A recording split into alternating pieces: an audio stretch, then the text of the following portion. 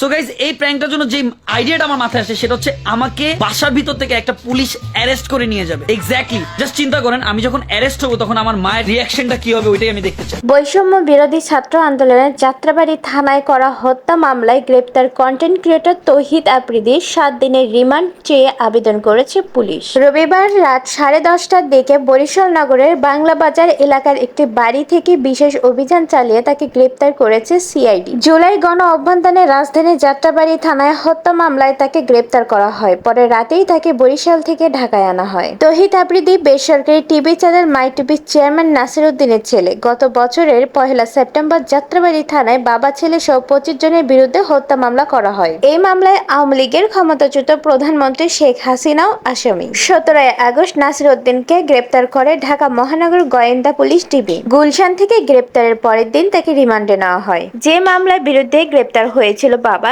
ঠিক একই মামলায় গ্রেপ্তার হলেন ছেলে। গ্রেপ্তারের সময় তৌহিদ আফ্রিদি পুলিশের উদ্দেশ্যে বলেন, আমি পালাবো না, কোরআনের কসম আমি ওমরা হজ করেছি। এর আগে গত 17 আগস্ট তৌহিদ আফ্রিদিকে গ্রেপ্তারের জন্য সরকারকে আলটিমেটাম দেয় জুলাই রিভলিউশনারি অ্যালায়েন্স জেআরএ। সংগঠনটির ফেসবুক পেজে এক পোস্টে দাবি করা হয়, আফ্রিদি শুধু বর্তমান সরকারের সময়কালে নয়, 15 আগস্টে আওয়ামী লীগ ক্যাম্পেইনের সময়ও অর্থ সরবরাহের সঙ্গে যুক্ত ছিলেন। এই মামলায় প্রধান আসামি করা হয় সাবেক প্রধানমন্ত্রী শেখ হাসিনাকে। আসামির তালিকায় 2 নম্বরে রয়েছেন সাবেক সেতুমন্ত্রী ওবায়দুল কাদের এবং 3 নম্বরে সাবেক আইনজীবী আব্দুল্লাহ আল মামুন। ওই মামলায় 11 নম্বর আসামি তৌহিদ আফ্রিদি এবং 22 নম্বর আসামি তার বাবা নাসির উদ্দিন সাথী। এই হত্যা মামলায় মোট 25 জনকে আসামি করা হয়। প্রকাশ্যে আসছে তৌহিদ আফ্রিদির নানা অপকর্ম। কন্টেন্ট ক্রিয়েটর তৌহিদ আফ্রিদি গ্রেপ্তার হওয়ার পর একের পর এক প্রকাশ্যে আসতে শুরু করেছে তার নানা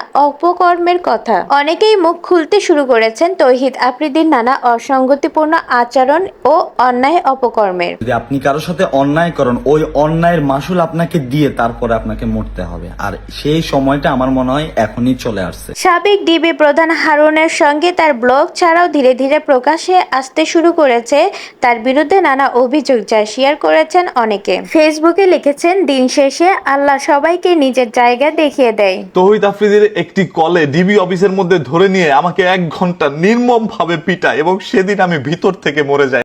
বিদায় নিচ্ছি আপনাদের থেকে, এই ইউটিউব থেকে, এই ফেসবুক থেকে, এই টিকটক থেকে।